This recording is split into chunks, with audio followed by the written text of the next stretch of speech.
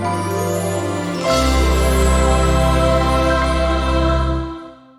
everyone. In this video we are going to discuss about the periodic properties of the element. इसमें हम इसके short tips, कोई tricks हैं या जो इसके क्वेश्चंस हैं, ठीक है, और जो इसके नोट्स हैं शॉर्टकट, उसमें मैं आपको करवाने की कोशिश करूंगी पीरियोडिक प्रॉपर्टीज का। आप ये वीडियो एंड तक देखिए, जिससे मेरे को लगता है कि शायद आप सारे क्वेश्चन कर पाओगे, because it is very very easy mode, ठीक है, जिससे आपके सारे डाउट्स क्लियर हो जाएंगे और आप पेपर में क्वेश्चंस को अटेम्प्ट कर पाओगे। ठीक है, तो let us start. It is a first tabular arrangement of the elements based upon the atomic number. Atomic number पे जो हमारे पास अरेंजमेंट बना था, ठीक है, तो उसको क्या बोलते थे? Modern periodic table, which is given by Mendeleev and Moseley.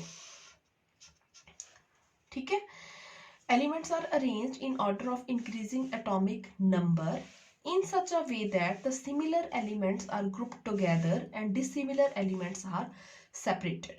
ठीक है, तो इसमें जो हमारे पास सिमिलर एलिमेंट थे उनका एक ग्रुप बन गया, ठीक है, और जो डिसिमिलर एलिमेंट थे वो सेपरेट कर दिए गए। अब जो हमारे पास एलिमेंट्स हैं, ठीक है, with similar properties reoccurred at 2, 8, 18, 18, 32 and this is known as magic numbers. ठीक है, पेपर में क्वेश्चन आ जाता है कि what are the magic number 2, 8, 8, 18, 18, 32, ठीक है, जिसपे हमारे पास प्रॉपर्टीज हैं जो किसी भी एलिमेंट्स की वो सेम आ रही हैं, रीअकर कर रही हैं, तो उसको भी बोलेंगे magic number.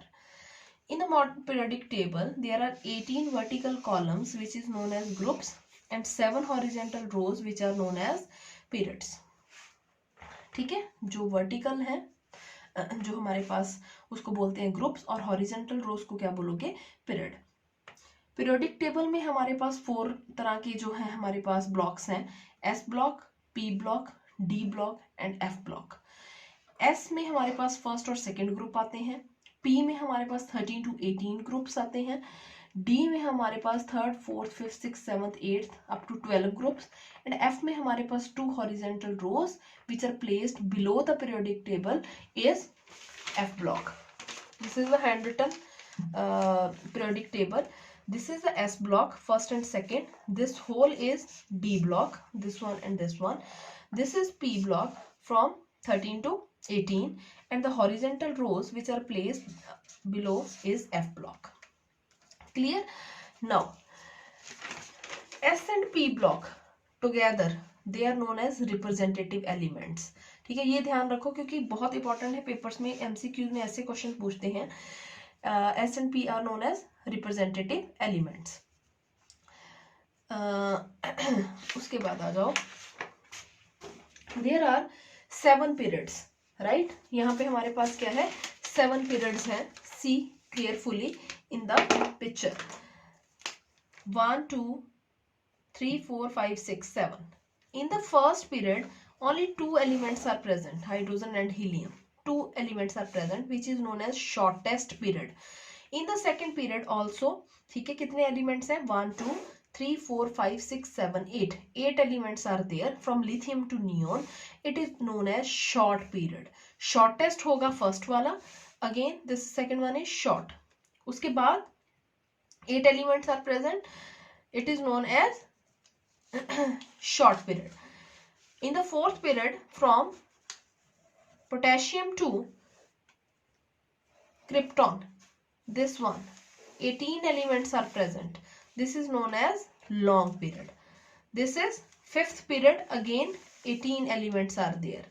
Sixth period, from the lanthanum, these elements are there which are added in this. ठीक है, तो 32 बन जाएंगे इसमें। तो 32 वाला जो एलिमेंट हमारा पीरियड है 6th है, and this is known as longest. Longest और शॉर्टेस्ट याद रखना आप, ठीक है। एंड 7th वन है जो हमारा कहाँ से स्टार्ट होता है? फ्रेंसियम से। Now the general electronic configuration of S block is NS1 और NS2। 2 ही इलेक्ट्रॉन को अकोमोडेट कर सकता है ये, NS1 और NS2। पी ब्लॉक के केस में हमारे पास NS2 NP1 से लेके NP6 तक कॉन्फ़िगरेशन हो सकती है।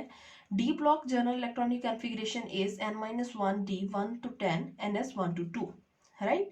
And the F block configuration is n-2 f1 to 14 n-1 s2 n-1 p6 n-1 d01 and ns2. Clear? This is the general electronic configurations of SPDF. F block is again divided into lanthanide and actinides. Now, what are the general properties of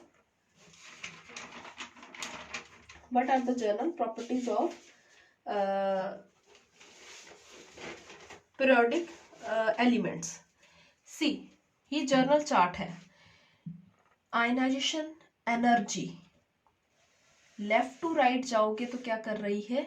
increase, नीचे decrease. Electron gain enthalpy, electron affinity left to right increase. Atomic size decrease. Electron activity left to right increase. सिर्फ एक चीज याद रखो कि atomic जो radius है हमारे पास वो लेफ्ट टू राइट क्या है? डिक्रीज होती है. Rest all the things are increased. ठीक है, यहाँ सारी चीजें इंक्रीज होंगी लेफ्ट टू राइट, सिर्फ एटॉमिक रेडियस डिक्रीज हो रही है. ठीक है, this is the general chart. ये दिमाग में रख लेना है आपने. पीरियोडिक टेबल के लिए जो इसके क्वेश्चंस हैं आएंगे पेपर में पक्का 3-4 क्वेश्चन. बट प्रॉब्लम ये है कि बच्चों को पीरियोडिक टेबल ही नहीं याद होता. तो इसके लिए आपने क्या करना है? पीरियोडिक टेबल को बना के देखो. ठीक है, अगर आपको आता है तो ठीक है, नहीं तो मेरे को कमेंट करके बताइए. मैं इसकी एक शॉर्ट वीडियो आपको बना के दूंगी. ठीक है, जिससे आपको ये याद हो जाएंगे. और जब कोई भी एग्जाम मेरा होता था तो मैंने क्या करना होता था कि जाके अपनी ना नोटबुक पे जो हमें बुकलेट मिलती है वहां पे सबसे पहले मैंने पीरियोडिक टेबल ड्रॉ कर लेना है. ठीक है, पीरियोडिक टेबल ड्रॉ करोगे तभी आपके केमिस्ट्री के मोस्ट ऑफ द क्वेश्चन है जो वो सॉल्व होंगे. तो ये याद करो. इसके बिना पीरियोडिक प्रॉपर्टीज वाले जो क्वेश्चन है 3-4 जो आने हैं वो आप नहीं कर पाओगे. तो first property is the atomic radius. ठीक है, atomic size. See, left to right जो हमने किया था, ठीक है, on moving left to right. ठीक है, जो इलेक्ट्रॉन्स हैं that are added into the same shell, एक ही शेल में एंटर हो रहे हैं. ठीक है, added into the same shell and due to which effective nuclear charge increases. Left to right क्या होता है? इफेक्टिव न्यूक्लियर चार्ज इंक्रीज हो जाता है. और इफेक्टिव न्यूक्लियर चार्ज इंक्रीज हुआ तो क्या होगा? फोर्स ऑफ अट्रैक्शन इंक्रीज हो गया. क्या हो गया? फोर्स ऑफ अट्रैक्शन इंक्रीज हो गया. और उससे इंक्रीज होने के करके क्या होगा? ये न्यूक्लियस है, ये इलेक्ट्रॉन है, वो एक दूसरे के क्लोज आ जाएंगे. दैट्स वाई साइज है जो वो डिक्रीज कर जाएगा. Right, then top to bottom electrons are added into the different shell like boron, aluminium, gallium, indium. ये टॉप टू बॉटम हमारे हैं वो वाला है. बोरोन के जो है हमारे पास कॉन्फ़िगरेशन है 2s2 2p1 है. एल्यूमिनियम की 3s2 3p1, गैलियम की 4s2 4p1, इंडियम की 5s2 5p1. It means electrons are added into the different shell. यहाँ पे 2p है, यहाँ पे 3p, 4p, 5p. तो जब डिफरेंट शेल ही इंक्रीज होते जा रहे हैं, सपोज ये न्यूक्लियस है, एक शेल आ गया, फिर दूसरा आ गया, फिर तीसरा आ गया, नंबर ऑफ शेल्स अगर इंक्रीज हो रहे हैं तो ये उतनी ही दूर जा रहा है इलेक्ट्रॉन लास्ट वाला. तो इट मीन्स साइज है वो क्या होगा? इंक्रीज हो रहा है. ठीक है, तो left to right atomic size decreases, top to bottom हमारे पास साइज है इंक्रीज होगा. सारी प्रॉपर्टीज पीरियोडिक जो है हमारे पास वो इसी पे डिपेंड करती हैं, आपने याद रखना है. ठीक है, और भूलना नहीं है इसको. अब एक चीज और है, अगर केटायन है, केटायन मीन्स पॉजिटिव चार्ज, तो जितना ज्यादा पॉजिटिव चार्ज होगा साइज उतना ही छोटा है. Size is inversely proportional to amount of positive charge. Anion size is directly proportional to the amount of negative charge. And in the case of isoelectronic species जिसमें electron same होते हैं, size is directly inversely proportional to nuclear charge. Inversely proportional to nuclear charge or number of protons. Clear? अब MCQs करते हैं जी इसके. ठीक है, चलो देखो. First question is, what is the correct order for aluminium, aluminium positive, Al2 positive, Al3 positive, इसमें से सबसे बड़ा साइज किसका होगा? ठीक है, केटायन के केस में मैंने बताया कि जो साइज है इनवर्सली प्रोपोर्शनल है इसके चार्ज के, मींस जितना कम चार्ज है वो हमारे पास सबसे बड़ा होगा। तो ऑब्वियसली सबसे बड़ा ये है बिकॉज न्यूट्रल है, उसके बाद कम है, उसके बाद ये है। ठीक है, एनायन के केस में जितना ज्यादा more negative charge more is size, तो इसका साइज किसका ज्यादा होगा? O2 नेगेटिव का, then O1 negative, then oxygen का। ठीक है, तो इसका मीनिंग एनायन का साइज ज्यादा, फिर न्यूट्रल एटम आ जाता है, फिर हमारा केटायन। ये याद रखना है, पेपर में क्वेश्चन आते इसी में से ही हैं, बट हम बहुत सारी चीजों में उलझ जाते हैं पीरियोडिक प्रॉपर्टीज में और क्वेश्चन गलत करके आते हैं। सिर्फ जैसे मैं पढ़ा रही हूँ वैसे वैसे आप इसको पेपर में जो है आपके पास बुक्स है उसमें से सॉल्व करके देखिए आप। और इसके जो मैंने नोट्स हैं, शॉर्टकट नोट्स, HM केमिस्ट्री का फेसबुक पे पेज है, लिंक मैं आपको दे दूंगी, उसमें मैंने इसको डाल रखा है, तो वहां से आप देख सकते हो इसको। अब the second point is the ionization energy. Ionisation energy अब क्या है? Left to right ionisation energy होती क्या है हमारे पास? It is the amount of energy which is required to remove the outermost electron from the atom, outermost electron from the outermost shell. ठीक है, वहां से एक इलेक्ट्रॉन को आपने निकालना है, तो क्या बोलेंगे? Ionization enthalpy. एक चीज देखो, ये मेरे को सोच के बताओ, ये न्यूक्लियस है, एक तो यहाँ पड़ा है इलेक्ट्रॉन, एक ये न्यूक्लियस है और बिल्कुल यहाँ पे इलेक्ट्रॉन पड़ा है। अगर इलेक्ट्रॉन न्यूट्रॉन जो है हमारे न्यूक्लियस के बिल्कुल पास होगा, तो ये दूसरे एक दूसरे के क्या है? फोर्स ज्यादा लग रही है, बिल्कुल पास है, फोर्स ऑफ अट्रैक्शन भी ज्यादा है, तो यहां से न्यूक्लियस को इलेक्ट्रॉन को निकालना क्या होगा? डिफिकल्ट। अगर निकालना है तो क्या करोगे? आपको ज्यादा एनर्जी देनी पड़ेगी। ज्यादा एनर्जी मींस ज्यादा आयनाइजेशन एनर्जी देनी पड़ेगी। अगर हमारा इलेक्ट्रॉन बहुत दूर है न्यूक्लियस से, तो क्या है? हमें क्या है? वेरी लेस एनर्जी प्रोवाइड करनी पड़ेगी आयनाइजेशन। इट मींस सारी प्रॉपर्टीज हमारी किस पे डिपेंड करती हैं? साइज पे। तो साइज अगर मैंने आपको पढ़ाया जैसे याद रखो, माइंड में रखो, तो सेम चीज सेकंड भी हमारी हो गई। It means left to right size decrease, size decrease हो रहा है, तो आयनाइजेशन एनर्जी क्या है हमारी? इंक्रीज हो रही है। ऐसा ही है? हाँ जी। टॉप टू बॉटम क्या है? नीचे आ रहे हो, साइज हो रहा है इंक्रीज। जितना साइज इंक्रीज हो रहा है तो इसको तो आराम से पकड़ के निकाल लेंगे हम। ठीक है, तो हमारे पास क्या है? आयनाइजेशन एनर्जी डिक्रीज हो गई। बट कई कई केसेस में हमारे पास क्या है? एक्सेप्शनल केस आ जाता है। कैसे? जहां पे हमारे पास जो कॉन्फ़िगरेशन है या तो हाफ फिल्ड आ जाए या फिर फुली फिल्ड आ जाए, उस केस में आपने ध्यान रखना है आयनाइजेशन एनर्जी का। सीधा क्वेश्चन कोई भी पेपर में नहीं पूछेगा।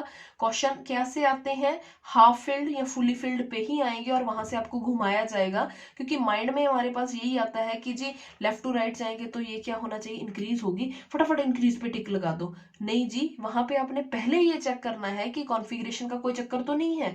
जैसे beryllium boron, beryllium and boron. ठीक है, तो अगर आप बेरिलियम और बोरोन को देखो तो लेफ्ट टू राइट जाने पे बोरोन की हमारे पास क्या होनी चाहिए? इंक्रीज होनी चाहिए। ठीक है, तो बट बेरिलियम की ज्यादा होती है। क्यों? क्योंकि इसकी जो कॉन्फ़िगरेशन है it is 2s2 and beryllium की कितनी है? 2s2 2p, सॉरी बोरोन की है 2s2 2p1। तो it mean this is fully stable. Fully stable के केस में अगर इलेक्ट्रॉन निकालना है तो this is impossible, very very high energy is required. That's why ionization energy इसकी ज्यादा है। सेम केस मैग्नीशियम और एल्यूमिनियम का, 3s2 3s2 3p1, यहाँ पे ज्यादा एनर्जी चाहिए। सेम नाइट्रोजन एंड ऑक्सीजन का, सेम फॉस्फोरस एंड सल्फर का। एक्सेप्शनल केसेस हैं ये, दिमाग में बिठा लो कि कॉन्फ़िगरेशन पे ही हमारे पास क्या है? क्वेश्चन आएंगे। ठीक है, तो अगर कॉन्फ़िगरेशन पे क्वेश्चन आते हैं तो आपने क्या करना है? इसको ऐसे सॉल्व कर लेना है। ठीक है, अच्छा जी, उसके बाद ठीक है, और उसके बाद अगर जैसे आयनाइजेशन एनर्जी का आपसे पूछा जाए, ठीक है, तो लेफ्ट टू राइट जा रहे हैं तो लिथियम, बेरिलियम, बोरोन, ये सारे केस हैं। ठीक है, यहाँ पे सिर्फ बोरोन है जो वो चेंज हो गया, पीछे आ गया। यहाँ पे एल्यूमिनियम पीछे आ गया, तो this is exceptional case. Second important thing, जो नोबल गैसेस हैं उनकी जो है आयनाइजेशन एनर्जी है जो वो हाईएस्ट होगी, क्योंकि सारी फुली फिल्ड है और इलेक्ट्रॉन को निकालना इम्पॉसिबल है, जैसे शेर के मुंह में हाथ देना हो वैसी बात है। तो बहुत बहुत ज्यादा अमाउंट में आपको एनर्जी चाहिए, ठीक है। तो this is the ionization energy case, ठीक है, ये समझ आ गया आपको, ठीक है, दिस इज क्लियर नाउ। चलो जी, अब हम इसके क्वेश्चंस कर लेते हैं पहले, राइट। तो first question is arrangement of oxygen, phosphorus, nitrogen in order of increasing atomic radius, ठीक है। एटॉमिक रेडियस है जो हमारे पास, ऐसे क्वेश्चन आएंगे तो you have to learn periodic table, उसके लिए आपको आना चाहिए, ठीक है। तो रेडियस का बताना है, नाइट्रोजन के साथ है ऑक्सीजन, नाइट्रोजन के नीचे वाले जगह पे होता है phosphorus. When we are going from left to right जाओगे तो साइज क्या है, डिक्रीज होता है, और नीचे आते हो तो साइज क्या है, इंक्रीज होगा। साइज इंक्रीज है तो रेडियस क्या होगी, इंक्रीज। तो नाइट्रोजन का साइज ज्यादा हो गया ऑक्सीजन से, और फास्फोरस का ज्यादा हो गया नाइट्रोजन से, तो ऑर्डर क्या बनेगा, phosphorus, nitrogen, oxygen, right. Largest ionization energy, ठीक है, largest ionization energy, sodium, potassium, magnesium, rubidium, बताओ मेरे को किसकी होगी, निकाल लेना आप, ठीक है। सेम इसी तरीके से निकालनी है साइज के बेस पे, जो मैंने बताया। सिर्फ आयनाइजेशन एनर्जी के लिए दो फैक्टर याद रखने हैं, साइज एंड जो है electronic configuration. Arrange the sulphur phosphorus astatine in the order of increasing ionization energy. अब फास्फोरस के साथ होता है सल्फर, इसके नीचे होता है एस, स्टेटिन। अब लेफ्ट टू राइट जाओगे तो आयनाइजेशन एनर्जी क्या है, डिक्रीज, नीचे आते हो आयनाइजेशन एनर्जी इंक्रीज, तो हमारे पास क्या है, बताओ कैसे आएगा, सॉरी उल्टा लिख दिया, लेफ्ट टू राइट इंक्रीज, यहाँ है हमारे पास डिक्रीज, तो सबसे ज्यादा किसकी होगी, phosphorus, sulphur, then As. Now we are going to move on electron affinity. Electron affinity क्या होता है, it is the amount of energy released when the gaseous atom accept electron from the gaseous anion. एक neutral हमारे पास gaseous atom था, उसने electron को लिया, accept किया, एंड क्या बना दिया उसने, anion, and energy is release, this is the electron affinity. Left to right सारी चीजें क्या है, इंक्रीज होती हैं, तो इलेक्ट्रॉन अफिनिटी भी इंक्रीज होगी। अब इलेक्ट्रॉन अफिनिटी क्यों इंक्रीज होती है, जब आप लेफ्ट टू राइट जाते हो तो जो फोर्स ऑफ जो है हमारे पास है इफेक्टिव न्यूक्लियर चार्ज, वो इंक्रीज हो जाता है, इफेक्टिव न्यूक्लियर चार्ज इंक्रीज हो जाता है।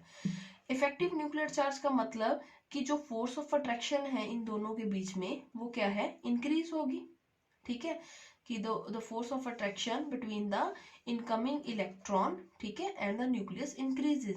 जितनी ज्यादा फोर्स ऑफ अट्रैक्शन है, इसका मतलब ये इजीली इसको ले लेगा, और उतनी ही हमारे पास ये है जो एनर्जी रिलीज होगी, ठीक है। तो more is electron affinity, top to bottom ये डिक्रीज होता है, ठीक। Electron affinity of half filled configuration, अगर हाफ फिल्ड कॉन्फ़िगरेशन है तो उसको कोई इलेक्ट्रॉन लेने की जरूरत नहीं है, बिकॉज दे आर स्टेबल, तो नियरली जीरो है।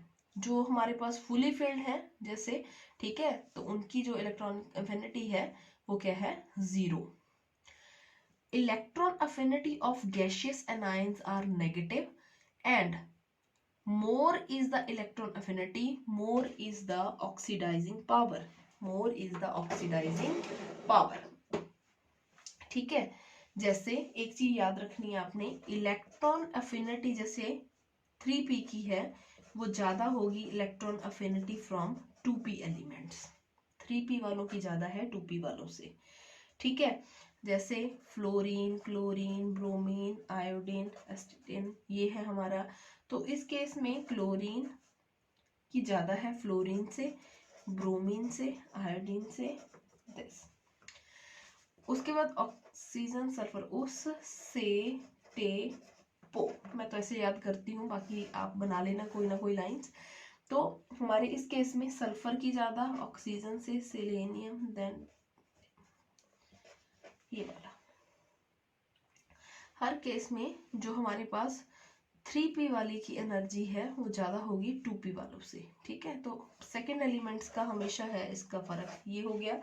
उसके जैसे नेहा, प्रीति, आशा सब लगाती हैं बिंदी, तो फॉस्फोरस का ज्यादा आ जाएगा नाइट्रोजन से, देन दिस, ठीक है। हाँ जी, ये हो गया। उसके बाद इलेक्ट्रोनेगेटिविटी, ठीक है। इलेक्ट्रोनेगेटिविटी में जी कोई भी एक्सेप्शन नहीं है। वो होता क्या है, it is a tendency to attract the shared pair of electrons, ठीक है, and it depends upon charge of nucleus, size of nucleus and the shielding effect. Halogens की बात करें तो fluorine is the most electronegative then oxygen, ठीक है, nitrogen, carbon, this, ठीक है। मीन्स जब लेफ्ट टू राइट जा रहे हो आप, क्या है हमारे पास जो है इलेक्ट्रोनेगेटिविटी इंक्रीज हो रही है। अब फ्लोरीन सबसे ज्यादा इलेक्ट्रोनेगेटिव है, क्लोरीन, ब्रोमीन, आयोडीन, ठीक है। लेफ्ट टू राइट इंक्रीज कर रहे हैं हम, टॉप टू बॉटम हम इसको डिक्रीज कर रहे हैं इलेक्ट्रोनेगेटिव को, ठीक है। तो हमारे पास जो दो स्केल्स हैं, Mulliken scale and polling scale for measuring the electronegativity of atom है जो, ठीक है, मुलिकन स्केल के according IE ionisation energy plus electron affinity divided by 2 इनके मीन के बराबर होता है। पॉलिंग स्केल में जो इलेक्ट्रोनेगेटिविटी है that is XA minus XB, this is the electronegativity of A atom minus B atom equal to 0.208 delta E raised to power half. This is the excess bond energy. In the unit of SI units, XA minus XB is equal to 0.088. This one. Very important thing, how these scales are related to one another. इन दोनों का क्या है, X Pauling is equal to X Millikan upon 2.8, right? One important thing, electronegativity increase होगी जैसे जैसे positive oxidation state increase होगी, क्योंकि gain करने की जो इलेक्ट्रॉन को अट्रैक्ट करने की एनर्जी जो है पावर है वो बढ़ जाएगी। जितना ज्यादा एस करेक्टर होगा उतनी ही ज्यादा इलेक्ट्रोनेगेटिविटी होगी। तो एमसीक्यूज में ऐसे क्वेश्चन पूछेंगे, आपको ऑक्सीडेशन स्टेट दे देंगे, फिर आपको बताना होगा कि इलेक्ट्रोनेगेटिविटी किसकी ज्यादा है। तो ये चीजें ध्यान रखनी है आपने। आई थिंक नोट्स में मैंने ईच एंड एवरीथिंग कवर कर दी है। अब इलेक्ट्रोनेगेटिविटी डिफरेंस अगर आपका 1.7 से ज्यादा है तो bond is ionic. If electronegativity difference is less than 1.7, then bond is covalent in nature. If it is equal to 1.7, then 50% ionic character, 50% covalent. And if electronegativity difference between two atoms is 0, then 100% covalent bond is there. ठीक है, which is not possible. ठीक है, and if electronegativity difference is less than 1, then 20% ionic character is there. तो इसके MCQs पूछे जा सकते हैं। Least electronegative atom is caesium and francium, ठीक है, या मोस्ट इलेक्ट्रोपॉजिटिव एटम पूछ लेते हैं तो caesium. Electronegativity of lanthanides is approximately 1.1, ठीक है। एक चीज जो और है मैंने आपको बतानी थी, this is the Henry Smith reaction, ठीक है, जिससे आप क्या कर सकते हो, आयनिक करेक्टर निकाल सकते हो, which is 16 XA minus XB plus 3.5 XA minus XB का स्केयर। इससे आप आयनिक करेक्टर है जो वो फाइंड आउट कर सकते हो, राइट। उसके बाद आ जाता है एक स्क्रीनिंग एंड शील्डिंग इफेक्ट। उसमें आपने याद रखना है, जैसे ये न्यूक्लियस है, ठीक है, ठीक, इसमें एक इलेक्ट्रॉन यहाँ पे है, एक इधर है, एक इधर है, ठीक है, ये चीज एक इधर है। एक न्यूक्लियस ये है जिसमें सारे इलेक्ट्रॉन मैंने एक लाइन में लगा दिए, ठीक है। अब न्यूक्लियस यहां से आपने देखना है कि आपको क्या दिखेगा, ठीक है, ये दिख रहा है आपको, यहां से आपको देखोगे तो आपको ऐसा दिख रहा है। इट मीन्स यहाँ पे मैं लिख रही हूं, ध्यान से देखना, गुड स्क्रीनिंग और पुअर शील्डिंग। यहाँ पे poor screening and good shielding, क्या मतलब, यहां से अगर ये वाला इलेक्ट्रॉन देखोगे तो आपको दिखेगा कि एक ही इलेक्ट्रॉन दिख रहा है यहाँ से खड़े होके, क्योंकि सारे इसके पीछे हैं। तो मतलब देखना कितना का आपको दिख रहा है, एक ही इलेक्ट्रॉन दिख रहा है, पीछे वाले नहीं दिख रहे, तो हम बोलेंगे पुअर स्क्रीनिंग है इसकी, ठीक है। और शील्डिंग किसकी है, गुड है, क्योंकि एक के ऊपर शील्ड कर रहे हैं। यहाँ पे शील्डिंग पुअर है बट स्क्रीनिंग गुड है, क्योंकि सारे इलेक्ट्रॉन यहाँ से खड़े होके, अगर यहाँ आप खड़े हो तो आपको सारे इलेक्ट्रॉन दिख रहे हैं, विजिबल है, ठीक है। तो ये उल्टे हैं, ध्यान रखना है। अब इसके कॉन्सिक्वेंसेस हैं जो स्क्रीन, ठीक है, याद रखना है आपने, जैसे बोरोन, एल्यूमिनियम, गैलियम, इंडियम, ये है, इसके साइज पे पड़ता है। कैसे कि जो बोरोन, गैलियम, एल्यूमिनियम, तो इसका ऑर्डर हमारे पास ये बन जाता है कि जो गैलियम का साइज कम हो जाता है एल्यूमिनियम से ड्यू टू स्क्रीनिंग इफेक्ट, जो शील्डिंग इफेक्ट आप बोलते हो, ठीक है। सेम हमारे पास जो है कार्बन, जर्मेनियम, सिलिकॉन, ये वाला, ये भी जो एक्सेप्शन है वो हमारे पास इसी फैक्टर के करके आती है, ठीक है, ठीक है। अब जैसे 3D ले लो, 4D ले लो, 5D ले लो, ऐसा है, जैसे जैसे साइज बढ़ता जाता है इनका जो शील्डिंग इफेक्ट है, पुअर शील्डिंग इफेक्ट 3D का ज्यादा होगा 4D के कंपैरेटिवली देन 5D के कंपैरेटिवली, ऐसा, ठीक है। ये हो गया हमारा शील्डिंग इफेक्ट और स्क्रीनिंग इफेक्ट जो हम करते हैं, ठीक है। उसके बाद ऐसे ऐसा भी SPDF, ये भी चीज है, ठीक है, ये ऑर्डर है इसका स्क्रीनिंग इफेक्ट का, ठीक है। एक फैक्टर आता है inert pair effect. Inert pair effect में क्या होता है हमारे पास कि जो इंटरनल s इलेक्ट्रॉन है हमारे पास, वो बॉन्ड फॉर्मेशन में पार्ट नहीं लेते, बॉन्ड फॉर्मेशन में पार्ट नहीं लेते, जैसे BAN, इंडियम, ठीक है। तो यहाँ पे हमारे पास क्या है, यहाँ पे +3 ऑक्सीडेशन स्टेट, यहाँ पे +1 ऑक्सीडेशन स्टेट, जैसे ये क्वेश्चन जो पूछे जाते हैं, ये मैं बाद में भी करवाऊंगी आपको, P ब्लॉक या S ब्लॉक जो भी हम करेंगे, ठीक है। तो जैसे हम करते थे कि चांद सी गोरी सिर्फ पंजाब में, ठीक है, ऐसे मैंने तो ऐसे याद किए हैं, यहाँ पे +4 ऑक्सीडेशन स्टेट, यहाँ पे +2 ऑक्सीडेशन स्टेट, राइट। तो यहाँ पे हम करते हैं कि जैसे ये वाला है SnCl4 बनाता है, बट ये वाला PbCl2, ठीक है, क्यों नहीं बनता, PbCl4 क्यों नहीं बनता, तो it is all about the inert pair effect. जितने भी ये क्वेश्चन आएंगे वो इनर्ट पेयर पे होंगे, ये मैं अलग करवाऊंगी आपको सारा, ठीक है। तो this is all about the periodic properties, जिसमें सिर्फ आपने याद क्या रखना होगा कि हमारे पास जो साइज है वो लेफ्ट टू राइट क्या है, डिक्रीज हो रहा है, टॉप टू बॉटम इंक्रीज हो रहा है, ये दोनों, ये चीज याद रखनी है। बाकी सारी चीजें जैसे मैंने समझाई हैं वो आप याद कर सकते हो, ठीक है जी। ये बहुत इंपॉर्टेंट था सारा, ठीक है, जिसको आपने अच्छे से लर्न करना है, राइट। और एक चीज और याद रखनी है आपने कि जो हमारे पास साइज के साथ आपने रिलेट करना है आयनेशन एनर्जी को, ठीक है, दिमाग में बिठाना है, ठीक है, और उससे आप सारे क्वेश्चंस कर पाओगे, ठीक है। और एक चीज और, जैसे हमने पढ़ा कि जो S ब्लॉक है, ठीक है, S block, this is S block, this is alkali metal, जो फर्स्ट वाली है 1s1 वाले हैं। सेकंड ग्रुप जो है हमारे पास, this is alkaline earth metals, alkaline earth metal. जो 16th ग्रुप है हमारा, ये वाला ऑक्सीजन वाला, this is known as chalcogens, क्या बोलते हैं इसको, चाल्कोजन। ये वाले हो गए फ्लोरीन, क्लोरीन, ब्रोमीन, आयोडीन वाले हेलोजन। हीलियम वाला जो है हमारे पास ग्रुप, ये वाला बन गया नोबल गैसेस।